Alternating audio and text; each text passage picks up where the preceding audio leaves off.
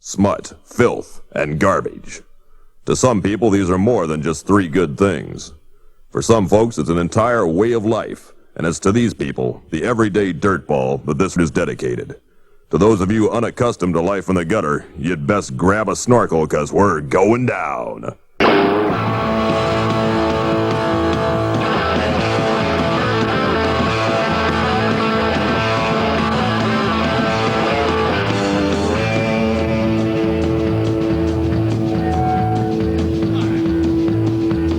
Well, the old ones sit around by the fire smoking a match while the rain plays music on the top paper shacks. They've been waiting for a ticket to ride the rusted rails, and their pain fades away as faces turn red. And Raleigh rolls up his shirt sleeve to his arm, shows the places that he'd been to, but he'd never left the farm. And once you get on, it's so hard to get off. It's just full speed ahead as right into the dark. Come on and ride that old fast train down the Louisville Park on the west side of the way. The rats got off and the bugs got off. If the tracks get fixed, we'll bring them back on. They were that comet that was in orbit that swung out around Pluto and came back every few years, as opposed to the nightly moon rising. They were had a tail on them. I mean, it was kind of a golly. Did you see that experience? Let's say you're like a kid. You're a kid in Iowa, or you're a kid in Santee outside of San Diego. And all you've seen is, kind of things you've seen the Cars on MTV. We're going to see the Beet Farmers. It was like having dynamite shoved up your ass. I mean, it truly is. It's a wild, crazy rock and roll thing. And just when you think, well, they do that every night, they do something and you go, well, I don't know if they do that every night, Well, it was a time when an awful lot of music was being made by machines, and the lyrics seemingly were being written by a machine. And these guys seem to be playing from the heart and writing from the brain. Our association with the Beet Farmers and Country Dick was just so... It was just, when I flash on those times, it's just a memory of a lot of fun. I think I met them the first time before I saw them play, and I don't really remember it. I don't think... What kind of question is that? Everybody's too drunk to remember anything. Be still, pigs.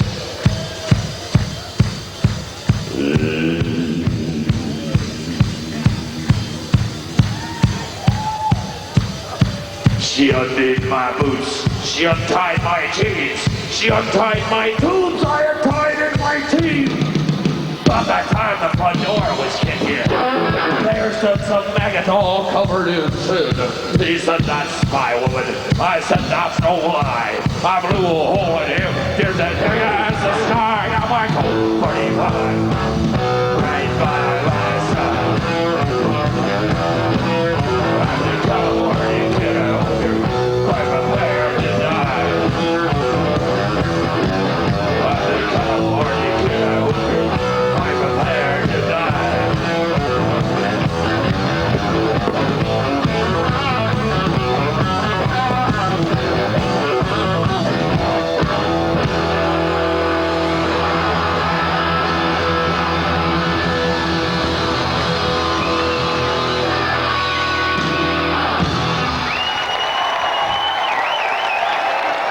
They were a great rock band, but then when he came out and did his thing, like the place just went nuts. It was the first time people had seen that, and that kind of thing was, really exciting and hilarious.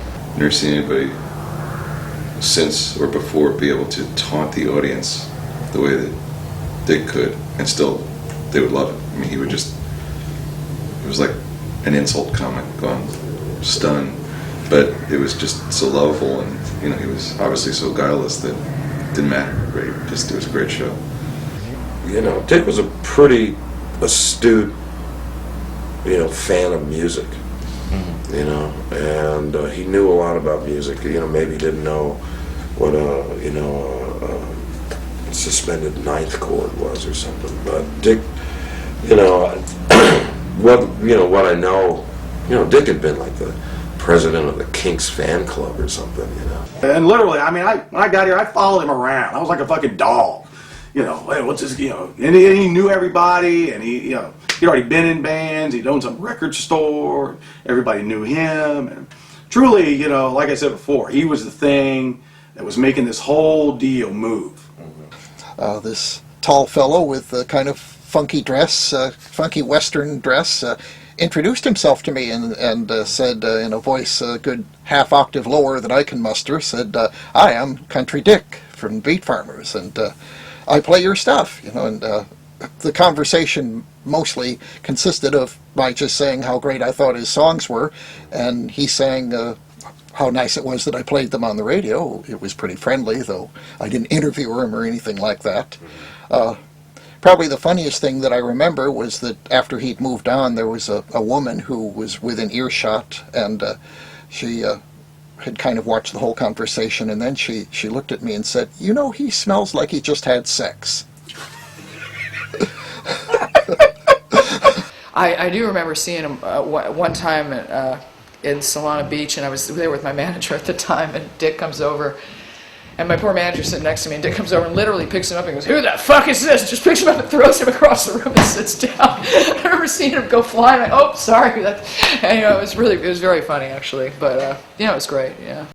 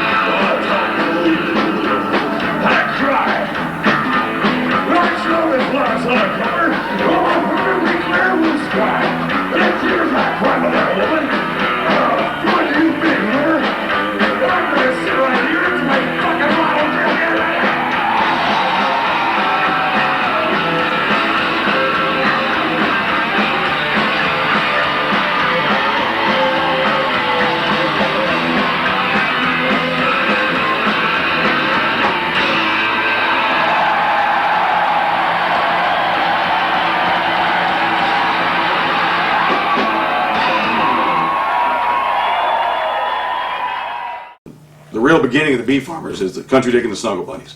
And the Snuggle Bunnies played every Sunday night at Spring Valley Inn. And I was the Snuggle Bunnies' biggest fan, by far.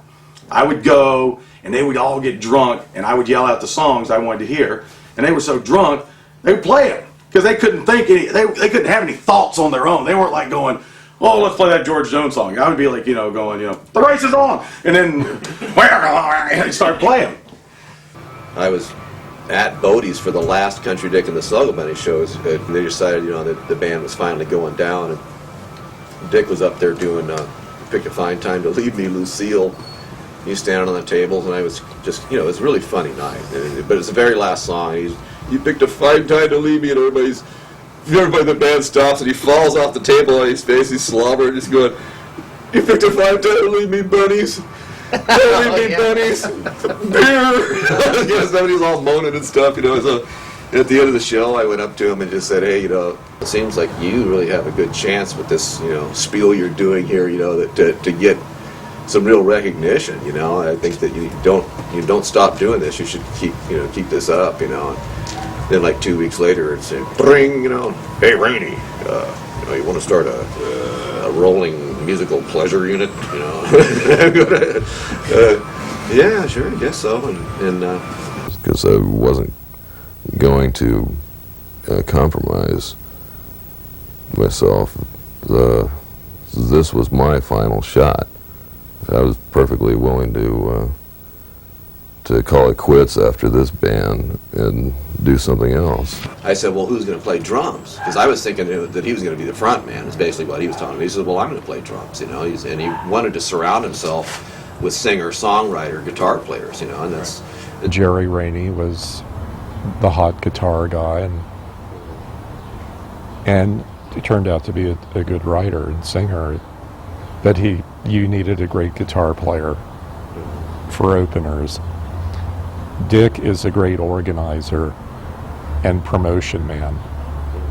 So having Dick in a group, he really was the driving force in many, many ways. He was out scouting people. I was with him. He worshiped Jerry from when he was in high school. I already knew Jerry was going to be in it, and then there was going to be like another singer guitar player. And I thought, well, I could be that. And he said, no. I said, well, I'll be the bass player. He goes, no, the bass player's got to be good looking and silent. You're neither. And I'm like, hey! But then he said, I want you to come out and check out some people. We went out and were watching some people and stuff. And he took me to see Buddy and the Rockin' Roulettes, and I'd never even seen these guys. And I was just blown away, Dan came up to me that night, and he said he wanted us to do all originals the night Jerry was there to see the Roulettes. Don't do any covers tonight because the manager of the Rockin' Rebels is here. The Rockin' Rebels was an LA rockabilly band that was like getting some notice at that time. I think they had a video on MTV or something. Says the manager might be interested in taking you guys on. So, I'm shitting my pants, I'm all nervous, oh my God. And what it turned out to be at the end of the night wasn't that was the case, is that he brought Jerry, and that was basically my audition for the Beat Farmers. And I didn't know it. And left me in the interesting position of having to, because I had told my band, there's this guy you're seeing us, he might want to take us on, And it left me in the position of having to tell the band, actually that isn't what happened. I'm going to join another band. So Buddy called me up one day and he says, you know what, the Roulettes are over. I was like, whoa, wow, bummer, So I'm going to play with Jerry Rainey of the Shames and Country Dick. We had played with the Penetrators, so I knew Country Dick. And so he broke up the band, he went and played with these guys, and it was like, he was, I talked to him, because we broke up, as friends, that was cool, it's no big deal.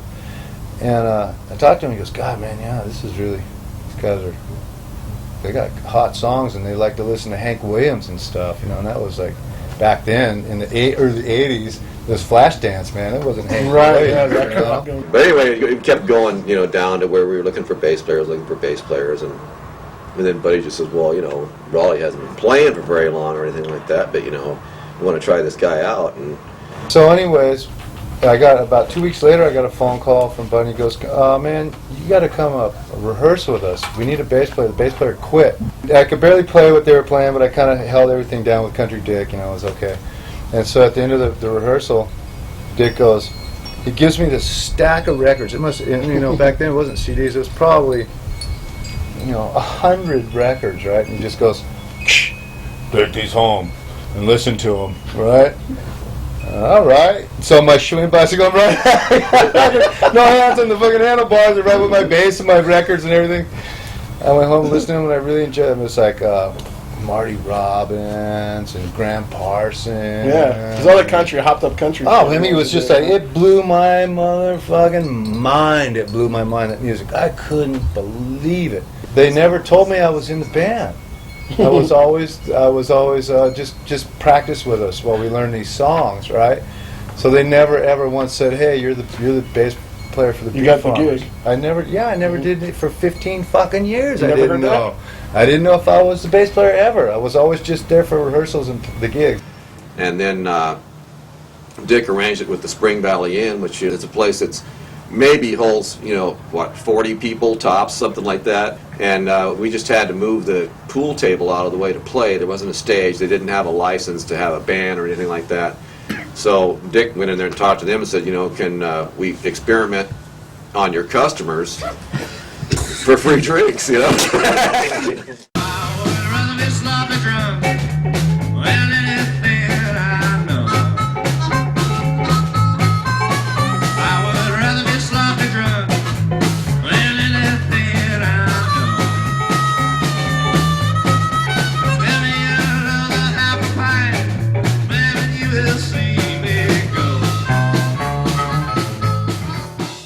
Well, I had been working as the manager with the Blasters, and Dave Alvin told me he thought the Beat Farmers were fun but good musically, and so on and so forth. And right away I get the call. It was Country Dick, and it's we're playing at the Belly Up Tavern, and come on down and meet us and see the show. And so I did, and I liked him, and we started working together. My band, The Shames, had been trying to make a bunch of recordings, send them to all kinds of record labels and stuff like that, trying to get a deal. And there we are playing, you know, at Spring Valley Inn, and in walks Dan Perloff from Rhino Records, just says, "Hey, I like your band. You guys want to make a record?" And it's like, okay, I just got to bring this other guy down, and there it was, pow, you know. It's like being discovered, which I hear doesn't really happen that much anymore. Just for some reason, they were still kind of working on their craft and their master plan and whatever, and I got the jump on it because I happened to have been down there as a college student and as a guy that with kind of a liaison to somebody that was up in LA working at a record company that was interested in doing a project like that. They said that there was an offer on the table from Rhino to run in and do an album, and I said, well, if you only have to do one, and he goes, I think that can be arranged. So I looked at the contract, and we just had what they call one-off deal. We spent a whole night into the early mornings in that round Capitol building in Hollywood, in the basement where Frank Sinatra recorded everything, just getting the most incredible sounds ever. Sometimes I wanna fall asleep and die off in a dream. The music takes me back to my old past when I was young and feeling mean. And I stand to the spotlight as I drive in my car. We had the girls on the wheel and the bill on a stolen credit card, singing someday we'll be stars, Joe. And now I feel the pain of growing old. I hear voices in the rain.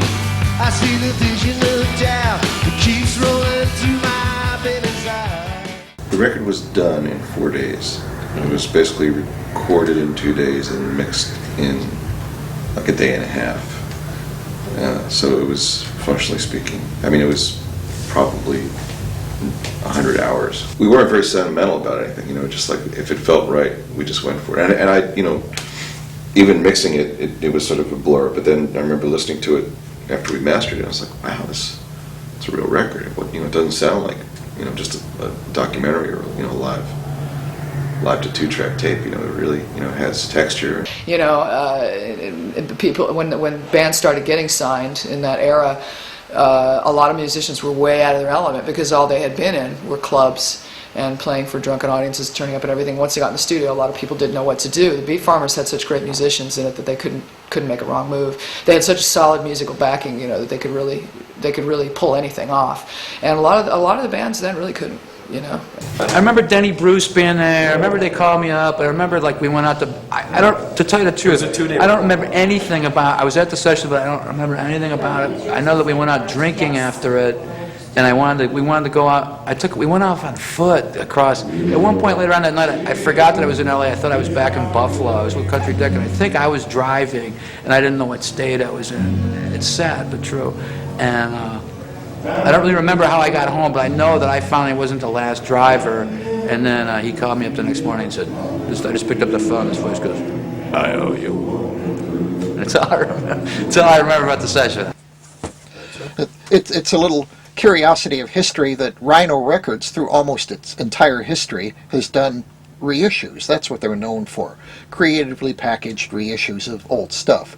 There have only been 2 or 3 little spells during which they took it upon themselves to record new talent, and one of them happened to be in '85 when they decided, let's record the Beat Farmers. It was experimental on a lot of different levels for Rhino to try and work a record, even though I wasn't really, I was kind of gone out of the label by the time they started working the record, but to have a band that actually they put on the road and then to work it to radio and to, I think they sold about 50,000 units, which was big time, at the time. Walking on the street on a sunny day, hubba, hubba, hubba, hubba. I'm feeling in my bones as I have my way, hubba, hubba, hubba, hubba. Well, I'm a happy boy, boy. Happy boy! Happy boy! Happy boy! And you get one place to go when you're away. Hey, hey, my little dark spot got hit by a car, hubba, hubba, hubba, hubba, hubba. Put his guts in a bag and stuffed him in a drawer, hubba, hubba, hubba, hubba, hubba. Well, I'm a happy boy. Happy boy! Happy boy! You didn't get one thing to go when you're away. Hey, hey, all right, Joe.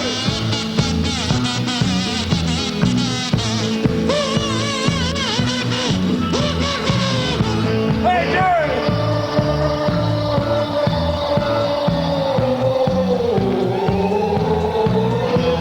I've been all about it for a month and a half. Hubba, hubba, hubba, hubba. I started all that. Hubba, hubba, hubba, hubba. Well, I'm a happy boy. Happy boy! Hey, you didn't get one thing to go when you're away. Hey, hey. I guess I first heard of the Beat Farmers when somebody at Rhino handed me a copy of Tales of the New West. I was doing a lot of work for Rhino at that point, and so I got copies of all their new releases, and it was probably James Austin, and I think he even said, oh, you'll like this song Happy Boy that's on this album. So I liked it very much and started playing it on the show, along with California Kid, and they became favorites on my show, and still are. The reason I have that we left is Rhino was very serious about breaking a rock and roll band. They had a promotion, flips out and wants to release Happy Boy as a single. And I said, you will kill the band if they go out as this one joke comedy when, Dick is a part of the band. But it's like here the Beatles come to America and somebody sits them down and they say, John, Paul, George, it's Ringo, the kid's one over there, and let's put him out front. The group came to our attention, meaning the company's attention, through Denny Bruce, who telephoned Bill Straw, who works with us at Curb Records, and presumably said, I have a group, you guys might be interested in it. He did get to Bill a demo that had 4 tunes on it. We played the tape at the moment he brought it in, which I normally don't do. I was hooked. There was no question about it. This was a killer act. No one is doing the kind of things they were doing. Curb looked interesting to me because they had just gotten Lyle Lovett. The Judds were doing well. And I knew 2 guys there. And they came and saw them and loved them and compared them to Dire Straits. And when you say Dire Straits to somebody at that time who were selling millions, everybody says, these guys could do that. I think all of us agree we should have stayed with Rhino Records, but the thing is we were moving up to a larger label. It wasn't just Curb Records, it was Curb/MCA, which created another whole bunch of problems where they were supposed to match each other's monies that were put into this deal. If you spend $100 grand, we're going to spend $100 grand, and boy, the buck passed back and forth. Deadlines weren't met because there were disagreements. Things like that always happen. I still to this day play every once in a while. I'll bring out Gun Sale at the Church. I think that's probably if I had to pick one Beat Farmers song, that would be the one. Every time I play it, people write in and say, "What was that? Who is that? Where can I get that?" I think it's it has an odd resonance for our day.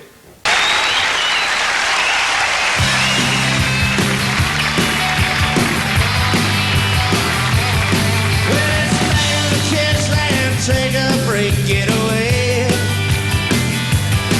Leave the hustle and bustle of living from day to day. And I know that the crime in the city is getting worse.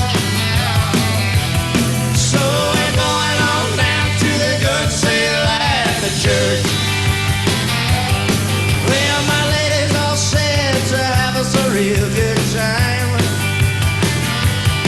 Baby Johnny's got fins, but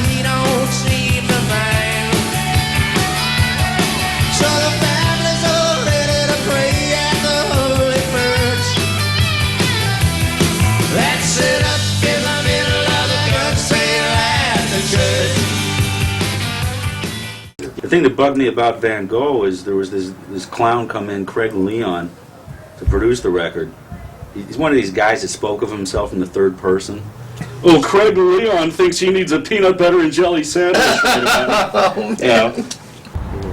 So to be able to go to a major with major distribution and really hire a pop producer, and I got Craig Leon, who did the first 2 Blondie albums, the Ramones' first album, all the stuff, the Live at CBGB's, he produced that. Craig is a good producer, and you listen to Gun Sale at the Church, and I think he did a good job, you know. And this guy like took off with the tapes and went to the Netherlands and spent 85 grand and came back with this, you know, sonic turd. I mean, the stuff sounded better in rough mix in the studio than after this guy had spent 85 grand. He took himself a vacation. He went over to the Netherlands with the Beat Farmers tapes, came back with his piece of crap, and he had himself a great old time in the Netherlands. That's what it boils down to, 85 grand worth. We should have just said, no, this isn't right. We need to have these tapes over here, and we'll remix it ourselves. Being our first album on a major label, I think we made some concessions there and just kind of went with the flow.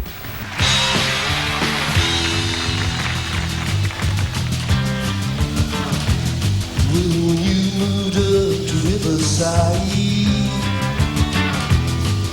you thought the answer was hidden there. But it just turned out to be a place to hide. Maybe that town treated you so unfair. So meet me on down in the old road, baby. We'll never back down at the Broadway Stone. We can go get steady, please tonight. But I got something that'll keep us warm. Basically, the group started touring. They always wanted to tour, and now it comes to that point. We have the first record out. And to be in a group, everybody has to be somewhat compatible, especially when you're living in a submarine. I mean, when you're in a van for that long. And Buddy, I wasn't in the van, but he complained about everything. This is about the time I started leaving the band. I mean, to me, it was apparent that I was of no longer use, you know. I mean, they didn't want to record any of my songs. They were telling us what it should be. It should be Dire Straits and ZZ Top, 2 bands I wasn't personally into, and I couldn't understand for the life of me why they signed us. You know, why did you want us on your label if you want us to be something completely different than what we are? I just didn't get it. And of course I resented having all the songs that I wrote rejected from the album. The band was also in a state of transition.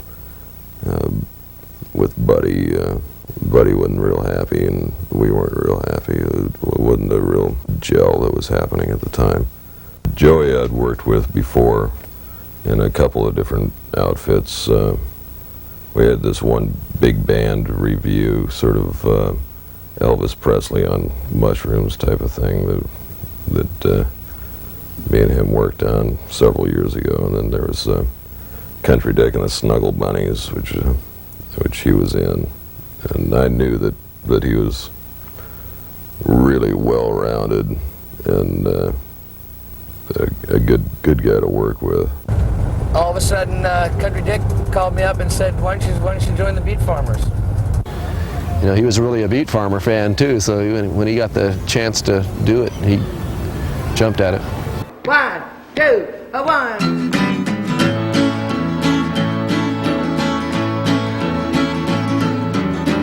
He's got your number on his hand. I've heard him say that he called to make some plans,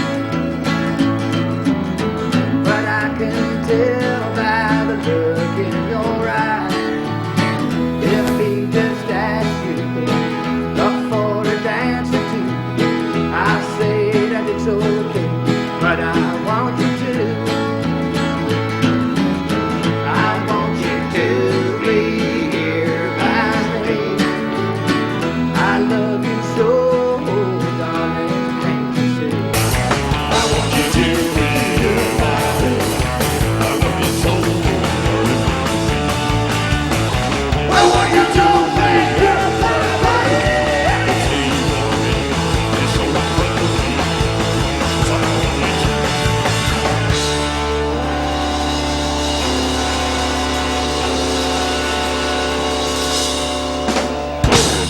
I know that after Buddy left and I joined, Jerry and I had a meeting with one of the heads of Curb, and he wanted to change the name of the band. Cool.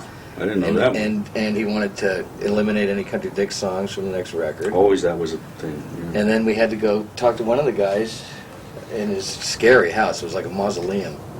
Oh, that was once. And the guy's explaining to Jerry how he has to write more songs that would, like the teen angst. Yeah, it's Riverside. He's going, that song Riverside, that's got that real teen angst to it, And I'm going, I think I'm 35 or something.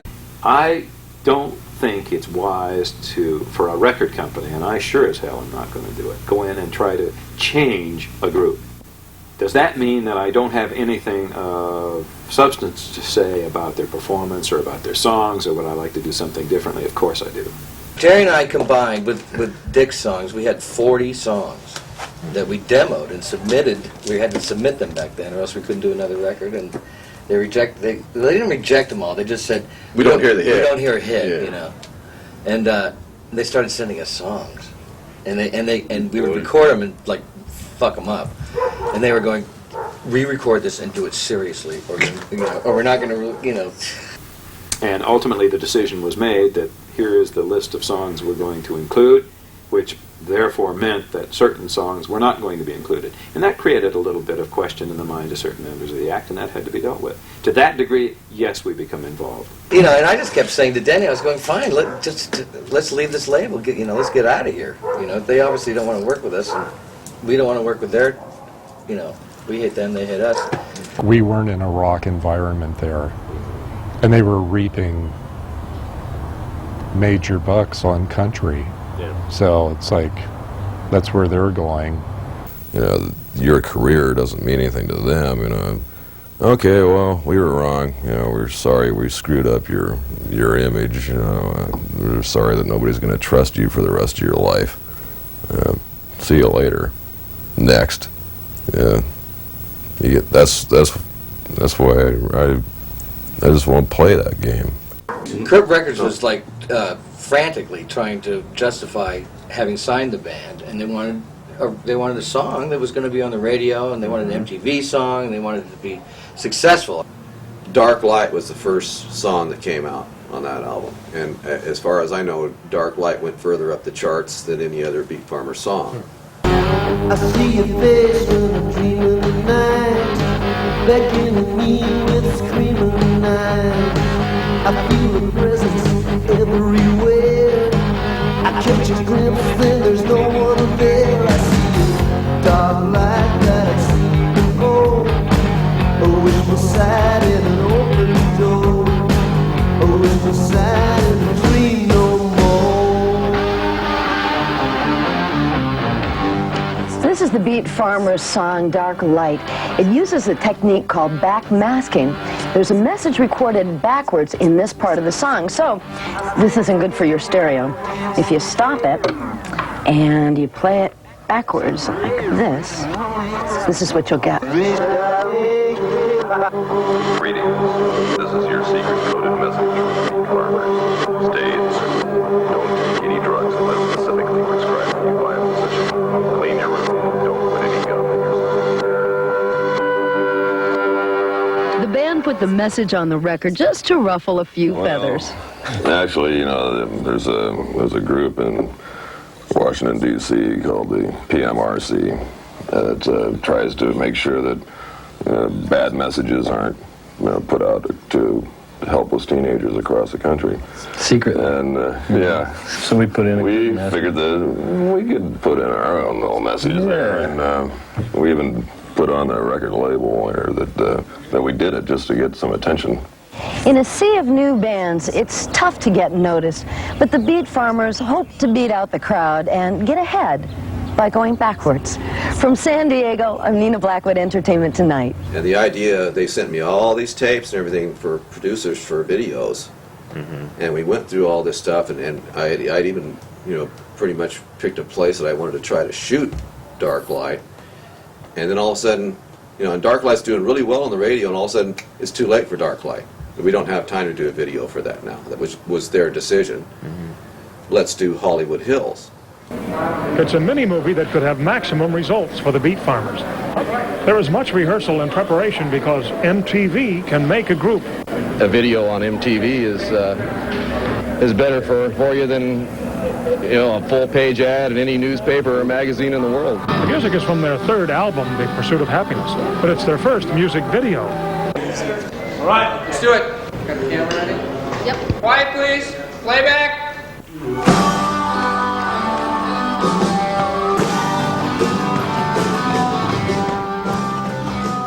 Hollywood Hills is primarily about the frustrations of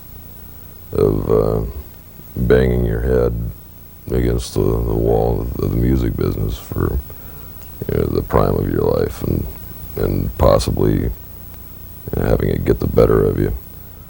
But it also, I think, applies to anybody that has a lot of conviction in what their goals are and sticks with it.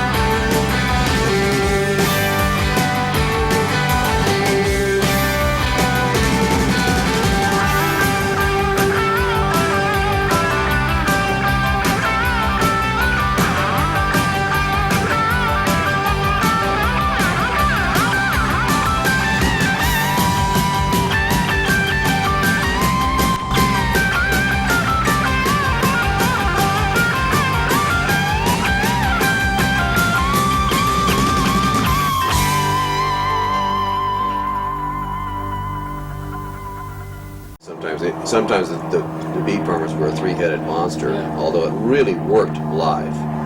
It really worked live. I think that Hollywood was at a loss as to what to do with it sometimes. We still didn't have a distinct Beat Farmers sound, and that confused radio people, because here's one lead singer, here's another lead singer, and here's Country Dick. So what exactly are the Beat Farmers? The appeal of the Beat Farmers, there's two or three things. There's Country Dick, the kind of Dean, gigantic, gargantuan Dean Martin entertainer personality, who's funny and suave and heartfelt all at the same time. But then you got Jerry, who is like, Jerry songs to me all sound like they're B-sides to Yardbird songs or something, and he's mining over, under, sideways, down, every which way he can. And then you got Joey, who's a truly pop guy. He's like Paul McCartney. I mean, Joey plays all the passing chords. I pass right over those chords. I can't be bothered with all that, minor third. Ooh. But Joey plays them all. And so there was a lot going on. See, the thing about roots music is there's a huge market for it. It's just a difficult market to reach because the demographics are wide. Right. It's not like you're selling bland female divas that sing too many notes. That's easy to market. It was very important to label things in marketing world, and the very nature of what was going on in music at the time was bending all the rules.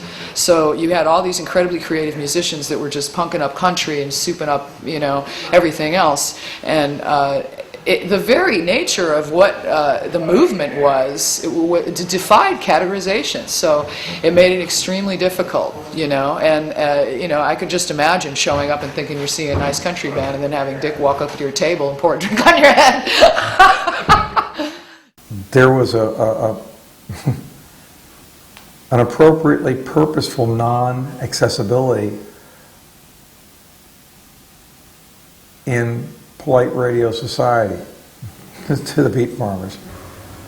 It's a terrible time if you're looking at the old ways of doing things, because radio and the record labels, at least the conventional giant record labels, are in this death embrace of the dinosaurs, you know, and they're going to wrestle each other into the big cosmic ooze pit together, and they're of no use to anybody except two kinds of people: superstars whom they are existing to service, existing superstars, and that one in a zillion lucky new artists who the wand goes, it's you. It's true. Rock and roll never dies. There's always a band out there somewhere playing real rock and roll. Where am I going now? It's always out there. A lot of times it's hidden, it's sideways. You got to look for it. It's maybe got a different name. It's always out there. But pop music always wins. Schlock and pop and Paul McCartney pablum always wins. More people like that. But the nuts, the weirdos, the mutants, the freaks, the people on the edge of town with the go-kart track, they will find the rock and roll nut jobs. And it just occasionally comes to the top, and then it goes back down.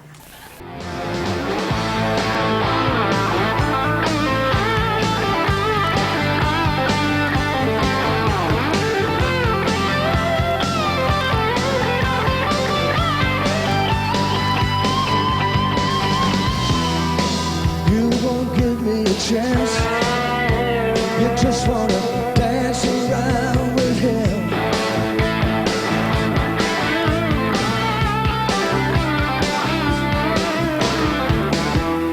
You are so unkind.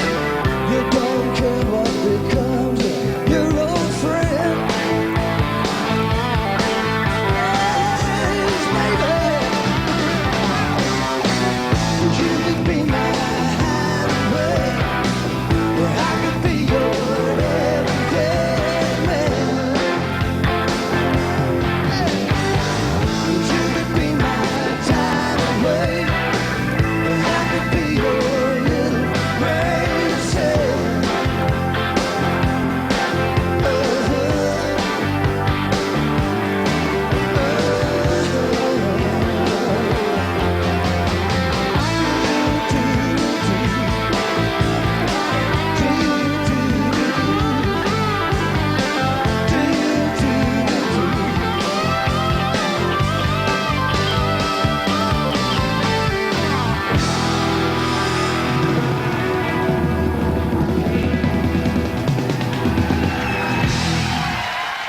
They just started assuming the duties of running the band, and we always had good vibes. And I guess my contract was up, and they just said we're not going to renew, and who's that? Okay. I've known the band for years. When they would come to the East Coast, I would see them all the time, and they got dropped by Curb at that point, and they were in Vancouver making Viking lullabies. They didn't have a deal or anything like that, and I'd sort of been bouncing around doing publicity for various bands and things like that. So I said, well, why don't we just go try and get someone to put this record out? They had it done, so it just sort of organic. It came around. We hooked up and we just went with it. Ron Gowdy was starting up this label in Austin, Sector 2. Ron had been at Restless and Enigma and had put out records, the Mojo records. I think the Neighborhoods were on that label. There was a lot of cool stuff, and he was into doing it. And I said, look, we can wait around and see what comes along, or we can just get this thing out, because it had been years since the live record at this point, and it needed to come out. So they needed it as something for when they were touring to sell and to get out there. So that's how that happened. We're going camping alongside the Sacramento River, I guess. No, you want to go to the Colorado River? Okay. Or the Colorado River. It's a bring your own mushroom sort of deal. So don't be looking to me for your drugs. It's a BYOD.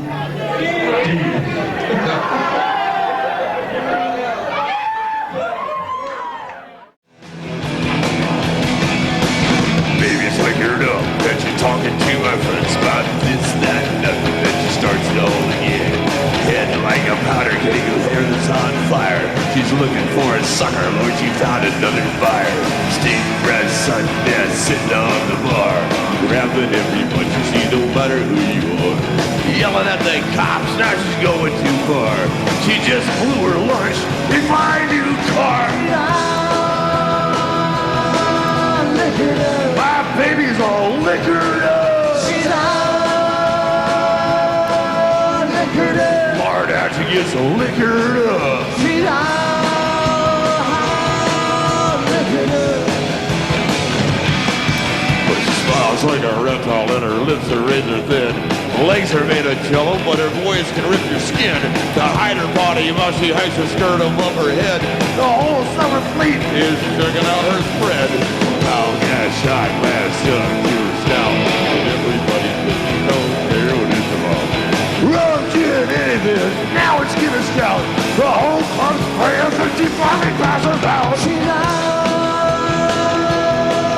liquored up. My baby's all liquored up. She's all liquored up. She's supposed to be the designated driver. She's all liquored up. Wow! Wow! Look at her!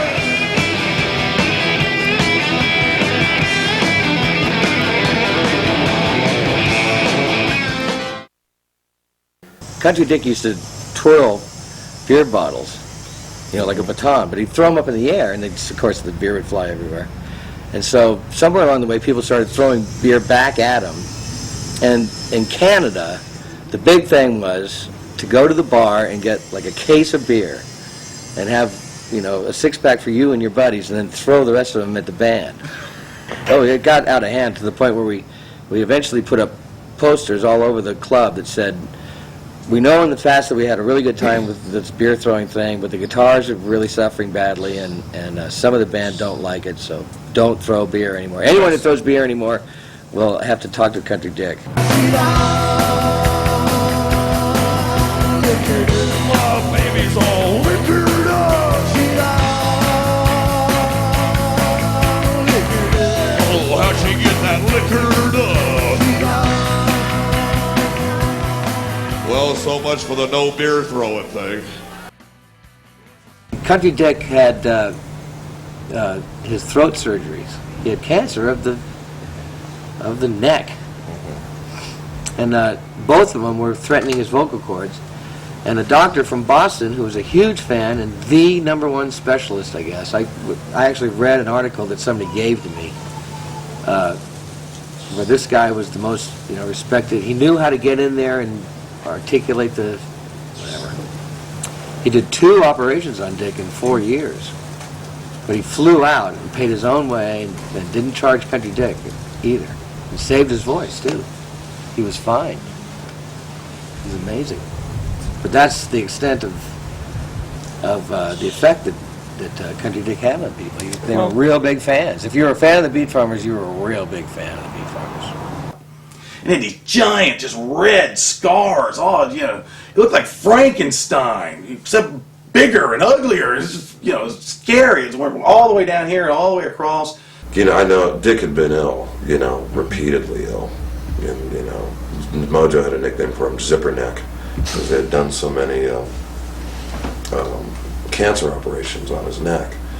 And, well, I didn't find out till later was he had had that since he was like 19, he'd been, dealing with that. He was in radiation after one of these things, and Jerry and I went down to KGB FM, and Dick called us from the radiation room, and he said, "Yeah, it's really weird in here. These nurses, handed me this phone through this doorway, and they have to like burn it after I talk to it." And he had a little headset, and then Jerry and I were in the studio at KGB, and we played, and Dick sang over the telephone. I remember one quick tour they did after it was much too soon after he had this operation, and they went in February, Chicago, Minneapolis, and there was probably 2 feet of snow on the ground in Chicago, and Dick was then, we had another drummer with us, and Dick was, just doing his singing parts and then taking it easy. But he made it through it, and then the tour pretty much ended in Chicago, and the band had to drive back, and we put Dick on an airplane and took him to the airport, and I flew back to New York. And he held through really well. It was amazing. You know, Dick's one of those guys that's like the canary in the coal mine. You know, he's going to see how far he can push it before the vapors get to him. You know, so. But yeah, Dick enjoyed a good time. You know. Well, I hate my job. I work too hard. My dog died yesterday. My son's a punk. He shoots up junk, and I just found out I'm gay. I come home to a friggin' zoo and it's still making me a tight. I live on a lakeside trailer park and everything's gonna be alright.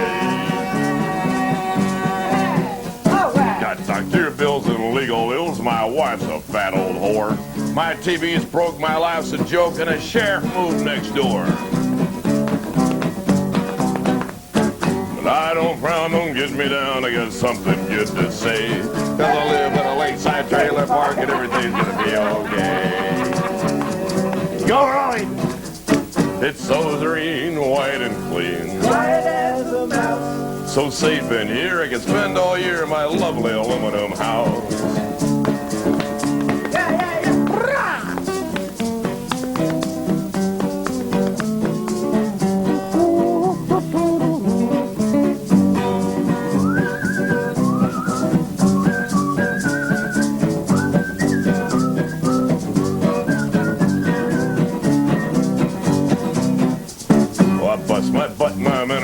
But I earned everything that I own.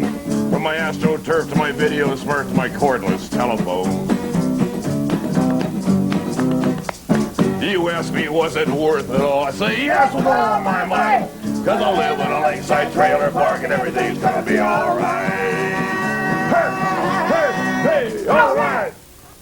And then Manifold came about because Ron felt that it would be good to come with another record fairly quickly, within a year.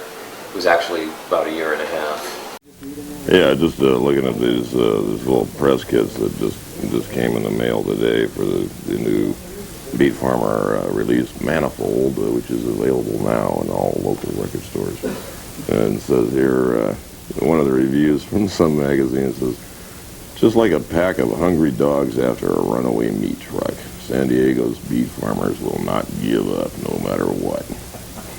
I think that's about the best way to begin an article about us that I've ever heard.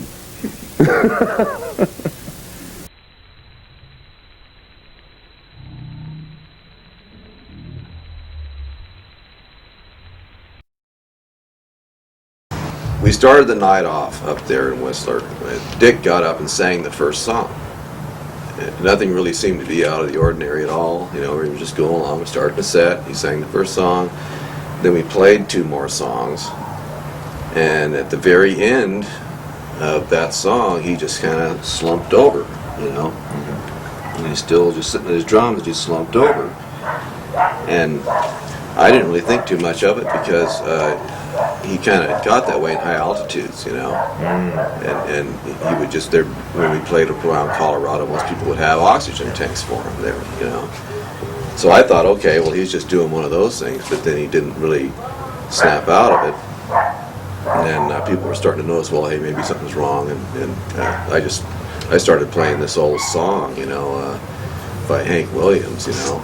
And the weirdest thing was that Dick actually tried to start the song. Yeah, He went ding and hit the cymbal, you know, and he was dying, you know. I walked over and I asked him if he was okay, and he said no. And he was just... And then I realized, fuck, we got no oxygen for him. Tommy comes up to the stage. That's what we all thought it was. We're looking at each other going, what's the matter? I'm like, I don't fucking know. He ain't breathing. He ain't doing shit, man. He's like, He's dead. Tommy told me to That get motherfucker help. was dead. Tommy told me to get help. I walk up to the microphone and said, someone call 911 fucking now at the top of my I lungs was with the pissed off at him. microphone. I turned around and looked at him and said, what's going on? Dick fell back in my arms, and then I dragged him back, and they took the drums, just completely cleared them out. And we're laying there, and the paramedics, who were part of the ski team. Yeah, well, see, that's the ski thing. patrol. They tried getting on stage after I made the announcement. I didn't know who they were. They just jumped up and rushed towards the stage. I'm knocking them back into the audience, thinking they're fucking just freak fans that want to get in on something. By the time after I hit the second or third one, someone tells me they're paramedics. I'm just like, oh fuck. But. And people are yelling, "Come on, Dick, you can do it! Come on, Dick, let's go!" And they're going, "Dick, Dick, Dick," you know, stuff like that. And they got him hooked up, and he was flatlined right there on the stage, you know. One of the most popular performers on the San Diego music scene has died. Larry Himmel has details. His real name was Dan McLean, but everybody knew him as Country Dick Montana. Last night in Whistler, British Columbia, Country Dick collapsed on stage while performing with his band, the Beat Farmers. He was later pronounced dead. One of his closest friends is musician Mojo Nixon. Yeah, on stage he was this wild animal. He was, you know, the ultimate entertainer. He would do anything. You know, he drank the beer with his feet, you know. Who would drink the beer with their feet except Country Dick? And the only Country Dick would do that. But off stage he was just a, you know, he was a semi-human. He was almost a normal guy. Some people just got no sense of humor. I do. We all do in a band, you know. So we like to have fun on stage, and we figure if we do, then everybody does. On stage, Country Dick Montana was the charismatic clown prince, a true country rock rascal with an unmistakable gravel voice. In a bar in Toledo. He helped found the Beat Farmers 12 and a half years ago. Off stage, Dan had battled and beat cancer through 3 serious operations. A great guy, a good friend, a tremendous talent. Country Dick Montana died doing what he loved best, entertaining a packed house. He was 40 years old.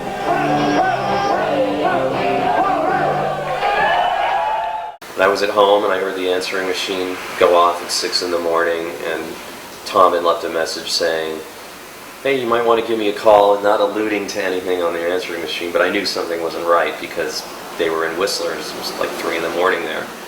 So I said, well, I was thinking to myself, well, if somebody's in jail, he might not call right away, so it's probably not that. And if something got stolen, he probably wouldn't call me till later in the day because he would be dealing with that. So this doesn't sound good. And I called, and they put me through, and Jerry picked up the phone and told me what happened, and it was just ultimate shock. And they said there would be an autopsy, and it's like, oh boy, here comes Captain Morgan, here comes, you know, God knows what they're going to find. I didn't know he was having any problems at all, and apparently he got a blood clot behind his knee, and he he told his roommate, Edwin, and then he used to confide in Adair because, you know, he had various medical problems, and she was a nurse, and I think she said, you got to go. I mean, blood clots are serious. You got to go take care of this. And apparently he tricked his roommate in. His roommate dropped him off at the doctor's office. He went to the thrift store down the street or next door and went shopping. Never went to the doctor. Came back like he went to the doctor. And then, you know, we left a couple days later, and because of that blood clot, that's what killed him, you know. I guess it is ironic then that I'm guilty of it, that I thought that it was just his way of life that did him in, but in fact it was the aneurysm and the idea that sitting in a van for weeks, months, years with your knees bent and that clot traveling around your body, I mean, it should be a wake-up call to a lot of young bands, you know, to stretch your legs a little bit. Every single day I stop and think about just him and his life and how we, you know, it's how it all kind of jived. Man. It's cool, and that's a good. I think that's a good appetite. You know what I mean? It's like whatever. Hey, it's good feeling. But if people that are still alive think about you and keep you good. Yeah, in your heart. Think about you in your heart, man. That's a good thing. I think he's a saint. You know. He lived it up. I mean, you know, lived it up, and that's just the way you're supposed to be. I think. I don't know. I can't see him having been any other way. Some people get it together. Some people are Keith Richards. Some people, drop dead, when they're riding an extra cycle in their, in their 20s. Different things have happened to different people we've known from the scene, And yeah, I mean, I knew he was going through a bad thing, and of course, I didn't know how bad, but I hadn't really seen him that much. But yeah, it made me really sad. I always thought I'd see him again. Country Dick and his outrageous approach to performance, his kind of irreverent, his nuclear irreverence for, in the sense of a bomb, an explosive kind of irreverence for the kind of traditional parameters of acceptable stage behavior and performance. After Country Dick died, Mojo Nixon, there's a quote that I have on my mirror inside that says, "I talked to God and said, why is Michael Bolton walking around on the world when Country Dick is dead?" And God says to Mojo, "Mojo, I've lost control of the planet." Dick was fearless, and I think that was one of the prime strengths of the Beat Farmers. You had a guy, and I don't mean just drinking wise. I mean, in a lot of ways, he was artistically pretty fearless. Well, there really isn't a day that I don't miss him. I'm just glad he paid me all the money he owes me before he passed away. Country Dick was like the meeting point. He was the thing that brought everybody together. Him not being here makes it a lot harder. Country Dick would get all these crazy people to put down their differences and join together to do some nutty thing. And the nuttier, the better. And the nuttier it is, the less I'm still mad at him about something. Fuck that. We're gonna have on rabbit suits. So it's and so it's made it a lot harder. I mean, 1, 2, 1, 2, 3, 4.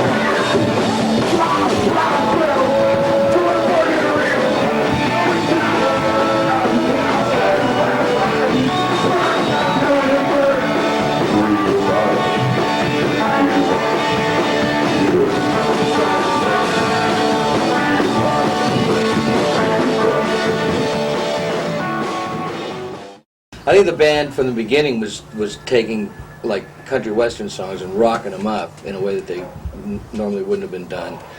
A Velvet Underground song, becomes a kind of a roots rock song all of a sudden. And I think that's what the band was doing in the first place, not the normal sort of thing that you'd expect. And so I don't think there's a difference between the two bands, except that it's just a different guitar player.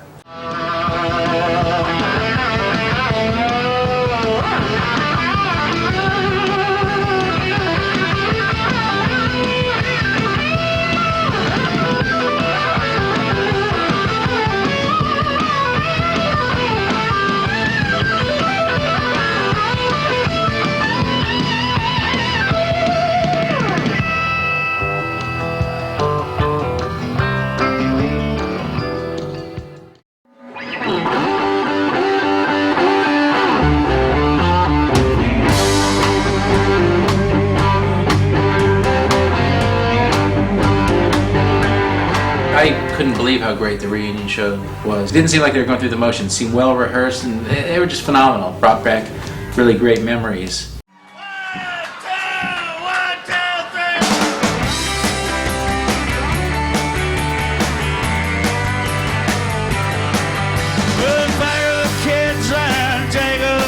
Get away.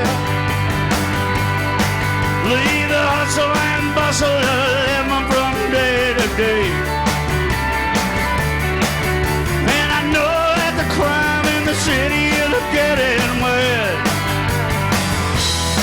So we're going on down to the gun sale at the church.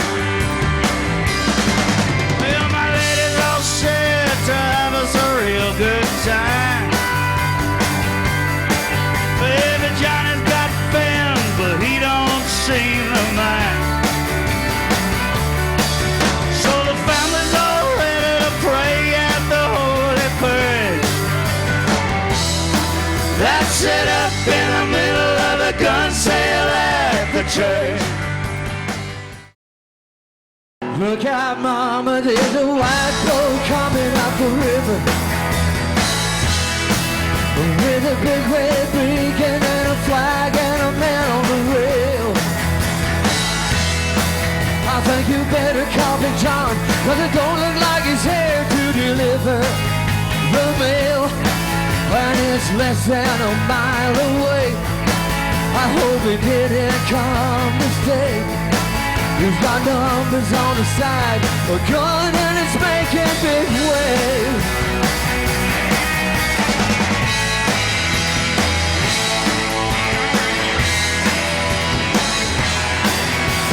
Daddy's gone, my brother's hunting up in the mountains. Big John's been drinking since the river took him in. So the powers that be let me do the thing now. And I just turned 52. I was wondering what to do. The closer they got, the more those feelings get.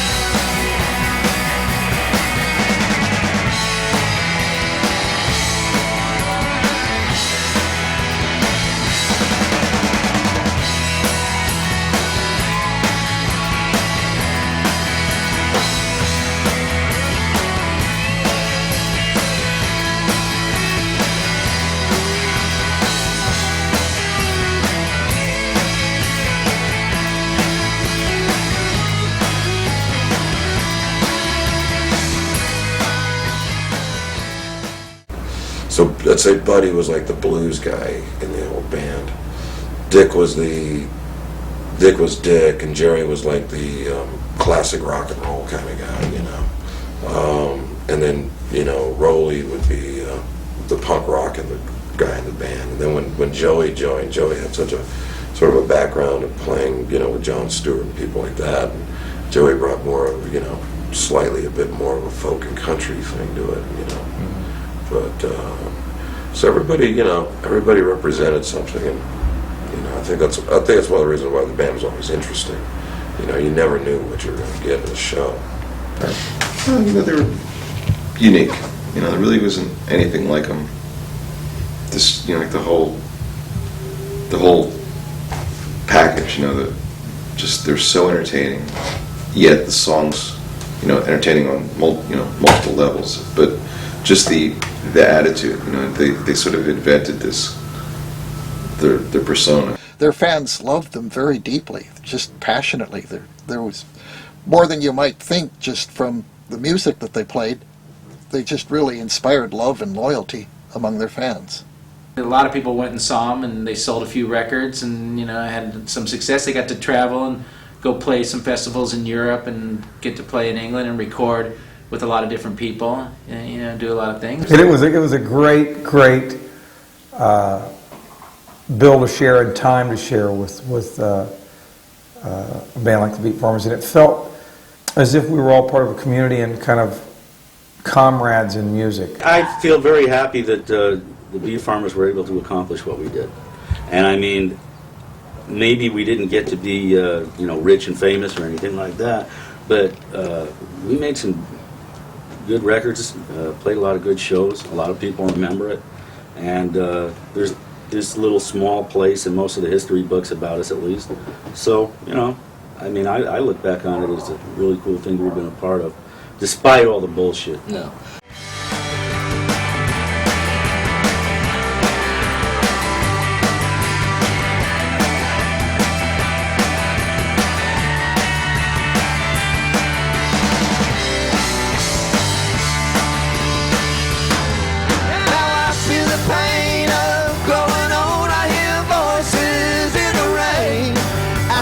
Vision of doubt that keeps flowing through my baby's eyes.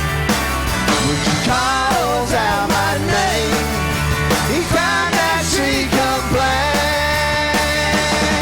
It seems like we roll bigger stones back then. Seems like we roll bigger stones. Seems like we roll bigger stones back then. Seems like we roll bigger stones. Yeah, seems like we roll bigger stones back then. Seems like we roll bigger stones.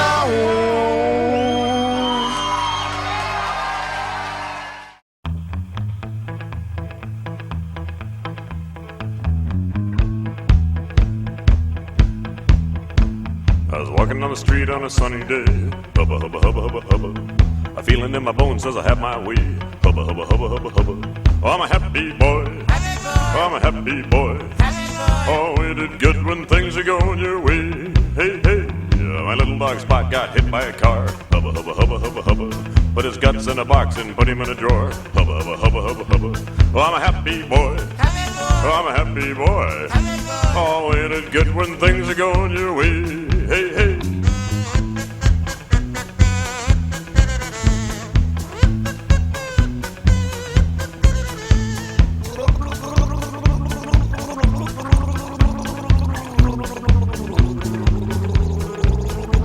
I forgot all about it for a month and a half. Hubba, hubba, hubba, hubba, hubba. I looked in the drawer and started to laugh. Hubba, hubba, hubba, hubba, hubba. 'Cause I'm a happy boy. Oh, I'm a happy boy. Oh, ain't it good when things are going your way? Hey, hey.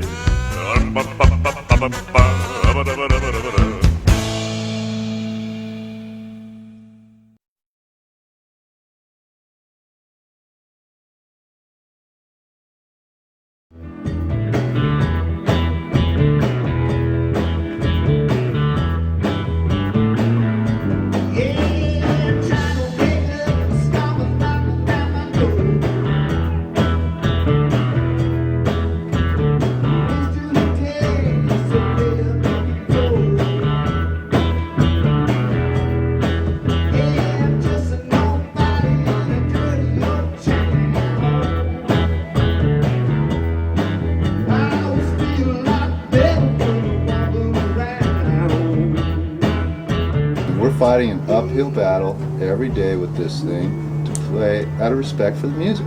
It's what it comes down to. We still love to play. Yeah. We still love to perform our songs. We still love each other. Why not do it? You know what I mean? If people dig it, cool.